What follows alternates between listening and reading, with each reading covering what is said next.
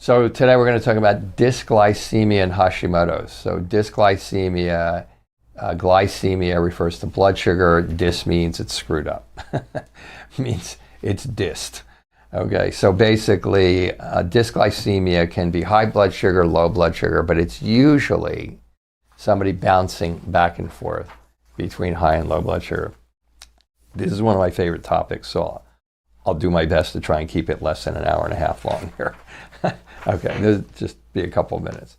Because this is huge. This is huge, huge, huge, huge, huge. Why is it huge? Because everybody blows it off. What do I mean by everybody? I mean your doctors blow it off. Low blood sugar is, in the medical field, not considered a problem until it's below 60, which is almost like having no blood sugar. And you're passing out and you can't stay awake and you're like, this is like the diabetic who hasn't taken their insulin or, and they've run out of sugar. But that's a pathological entity. Low blood sugar is just, you don't eat and you get irritable, you get shaky, you get agitated, you crave sweets, you get tired, maybe you get trembling. All of these symptoms are relative to you having a blood sugar drop.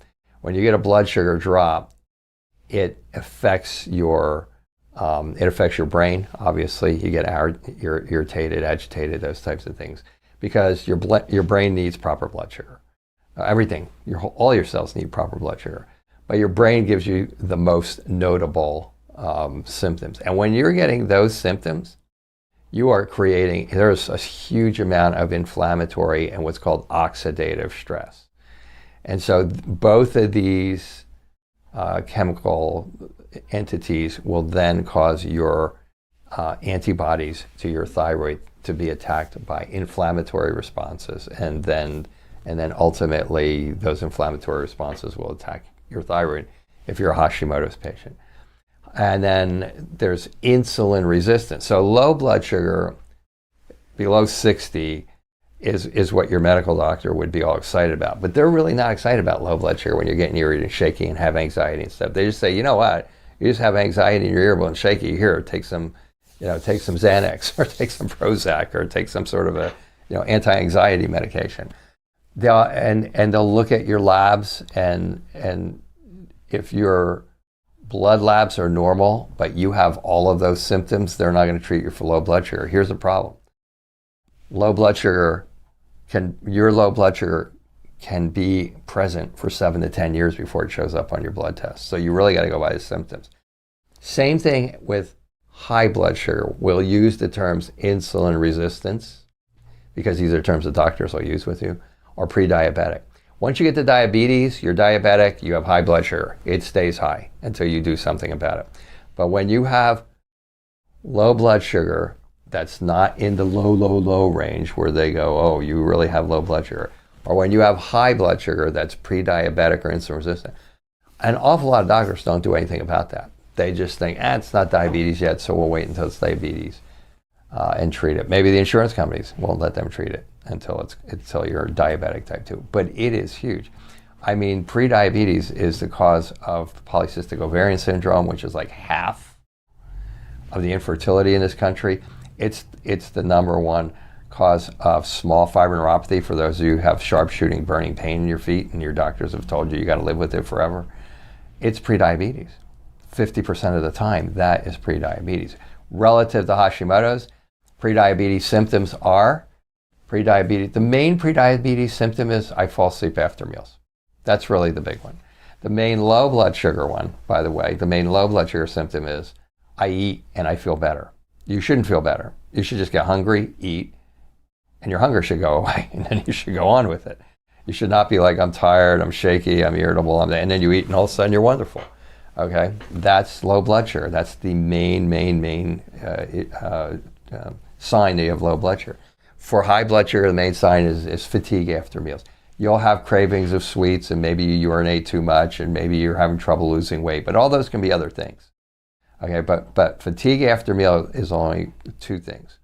One of them can be food sensitivities, but by far, you eat, you're fatigued after meals, you probably have insulin resistance or prediabetes.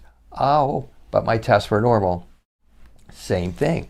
There hasn't been enough damage yet to your adrenals, to your pancreas and your liver, or the cell sites where the blood sugar gets in. So that's the group of organs that controls your blood sugar control, okay? So there hasn't been enough damage to them yet to start showing up on blood tests. So again, same thing. I just read an article not 3 months ago that said it can take up to 10 years for prediabetes to show up on your lab. Meanwhile, you're like expressing all 8 or 10 symptoms of prediabetes, and your doctor going, no, you're fine, really. Oh, I don't know why I don't know why you have polycystic ovarian syndrome. I just had that yesterday. I just had a case of that yesterday. Very, very bright person, went to a very well-known doctor. I said, do you realize that your polycystic ovarian syndrome is from prediabetes? She said, no. She's been going to fertility doctors for like 2 years now. So this is stuff that you need to know. Now, all of that screws up antibodies to your thyroid. You have to understand, your thyroid has an effect on every single cell in your body. And in return, pretty much anything that creates any type of an inflammatory process then will increase the antibodies against your thyroid that tell your immune system to attack and start to create an attack against your thyroid, which damages your thyroid. So if you have swings from, I get irritable, jittery, shaky, I want to snap off my husband's head or my wife's head, if you get all that, I get to all the way to fatigue after meals and craving sweets, which is you going back and forth between high and low blood sugar, which can happen with either one of them. That is annihilating your thyroid. And it's also annihilating your brain, for the record, and it's also screwing up your sleep, and it's doing just a ton of other things, which is why I said it's so important. I mean, in a case of Hashimoto's, if a person's limited to their abilities to do things like purchase supplements and stuff like that, the best places to start is diet and blood sugar, and see how you feel.